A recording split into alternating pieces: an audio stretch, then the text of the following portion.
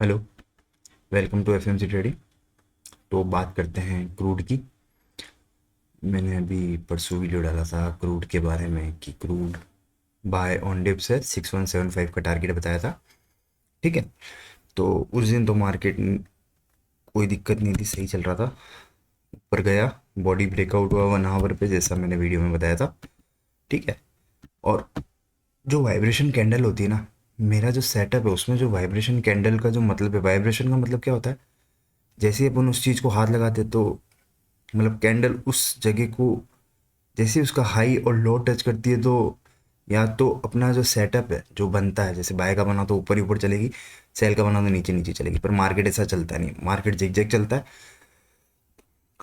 पर जैसे ही उसने यहाँ बॉडी ब्रेकआउट करी, नीचे गया, लास्ट की क्लोजिंग ऊपर ही दी। ठीक है। नेक्स्ट दिन मार्केट खुलता है थर्सडे को, जो और वेनसडे को इन्वेंट्री भी थी। ठीक है। पहली बार ऐसा हुआ है कि जो इन्वेंट्री के दिन जो वाइब्रेशन का सेटअप बना, सही बना। ठीक है, कोई दिक्कत नहीं है। अब मैं आपको एक एक और चीज़ दिखाता हूँ। ठीक है। फॉरेक्स फैक्ट्री खोलते हैं, इससे न्यूज़ वगैरह देखते हैं, बाकी मैं देखता नहीं हूँ। ठीक है, मैं आपको बताता हूँ। इन्वेंट्री का डे था उस दिन। ठीक है। तो उस दिन आप जब सप्लाई देखेंगे ना, उस क्रूड की सप्लाई, आपको उसमें दिखता है स्टोरेज के बारे में पता पड़ता है उसमें अपन को। ये था वेनसडे, ये अपना सेटिंग्स, ये देखो, ये इन्वेंट्रीज लास्ट जो प्रीवियस थी, जो क्लोजिंग थी, यानी 9 मिलियन बैरल्स विड्रॉल हुए सप्लाई, मतलब इन्वेंट्री से। फोरकास्ट था कि इस बार 1.8 मिलियन ऐड होंगे। ठीक है। और कितना आया एक्चुअल? 16 million barrels. ठीक है। 16 मिलियन बैरल्स। मार्केट को रिएक्ट करना था वेनसडे को ही, मार्केट ने रिएक्ट किया वापस, क्योंकि वाइब्रेशन का दिन था, वाइब्रेशन के अंदर ही क्लोज होना था, उसको हुआ। नेक्स्ट दिन मार्केट ने उसको ओपन हुआ फ्लैट, रिएक्ट किया, देन अगेन ऊपर और फिबोनाची के अंदर वापस आके क्लोज कर दिया। अब आप लोग मेरे से बोलेंगे कि पिछली बार आपने मेरे को यहाँ बताया था, यहाँ पे बॉडी क्लोज कर दी, इन्वर्जन थ्योरी बन गई और वो नीचे आया। ठीक है। आपने फिर अपना पॉइंट ऑफ व्यू चेंज कर दिया। ठीक है, कोई बात नहीं।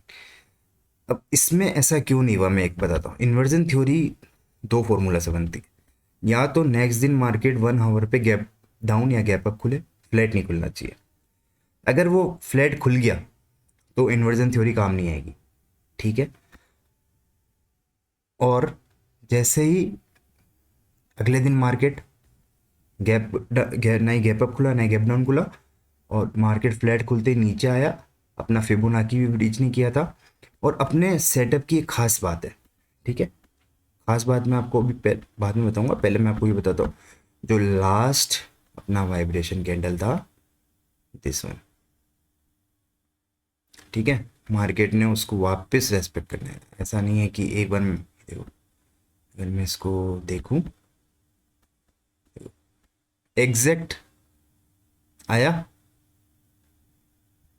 मैं 30 मिनट्स पे जाता हूँ। वाइब्रेशन के दिन का जो लो बनता है उसकी लिक्विडिटी लेने आया, एग्जैक्ट वहीं पे ही क्यों टच किया और वहीं से क्यों इतनी बड़ी कैंडल बनी, ये सब सब बहुत मतलब डीप है, अब मैं पूरा नहीं समझा सकता।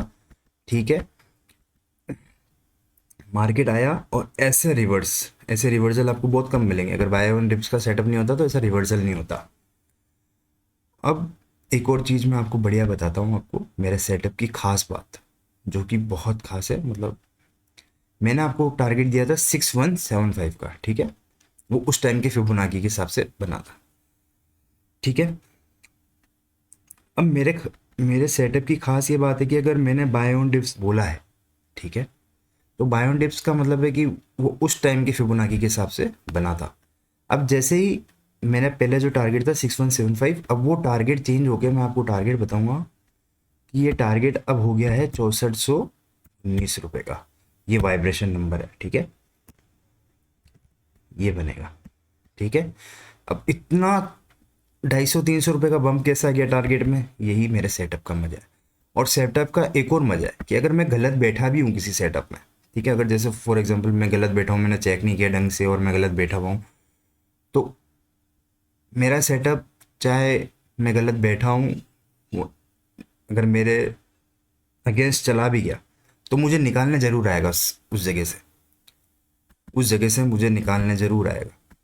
आप यहाँ पे भी देख लो मेरे को कितनी बार निकालने आया। और मार्केट देखो, इसको सीखने में मैंने अपना खूब पैसा गंवाया है, ठीक है, ऐसे ही नहीं मिला मुझे ये। बहुत बहुत अकाउंट ब्लोन किए मैंने, ठीक है, बहुत ज़्यादा।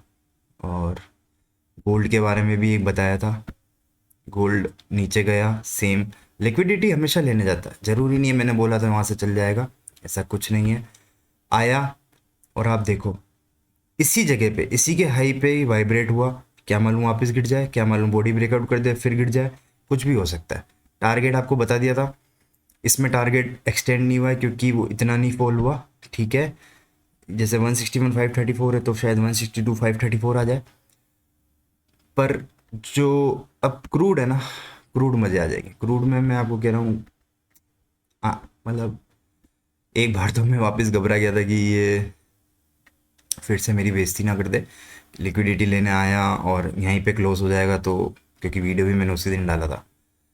और अच्छा हुआ कि गैप अप गैप डाउन नहीं खुला, नहीं तो पूरा सेटअप चेंज हो जाता है। और बात करते हैं अब एनजी की। एनजी का एक सीक्रेट बताता हूँ। एनजी या तो अब गैप अप खुलेगा टू बहुत बड़ा, मंडे को बहुत बड़ा, अगर नहीं खुला 290 280 के आसपास खुला तो एक बार शायद फिर से थोड़ा डिप लगा के 320 319 तक आ जाए, ठीक है। ये है, बहुत चोपी कर दिया है इसको नेचुरल गैस को। मैंने लास्ट मंथ, ठीक है, लास्ट मंथ एक ट्रेड लिया था 373 पे, जब उसका, ये तो नया कॉन्ट्रैक्ट है, चेंज हो गया और नेचुरल गैस मिनी है, नेचुरल गैस का बता रहा हूँ। 373 363 353 इस पे मेरी बाइंग थी, 340 पे बाइंग थी, 304 पे बाइंग थी, 300 पे बाइंग थी, 282 पे बाइंग थी, 270 तक बाइंग थी, मेरे पास 18 लॉट थे, ठीक है। मार्केट एक तरफ, मतलब वन साइडेड फॉल करता जा रहा था, फॉल करता जा रहा था, फॉल करता जा रहा था। एक्सपायरी में बचे थे सिर्फ 6 दिन, ठीक है। ये मंडे को देखो मार्केट, मतलब मैं, मतलब उम्मीद हार चुका था, पर सेटअप पे भरोसा नहीं छोड़ना कभी भी। आपने जो, जिस पे इतना टाइम इन्वेस्ट किया है वो आपको धोखा नहीं देगा। मंडे को मार्केट खुलता है 100 पॉइंट की रैली, 100 पॉइंट की रैली, 100 पॉइंट की रैली, वो कॉन्ट्रैक्ट 270 से 605 पे क्लोज हुआ था इन जस्ट 5 डेज, ठीक है।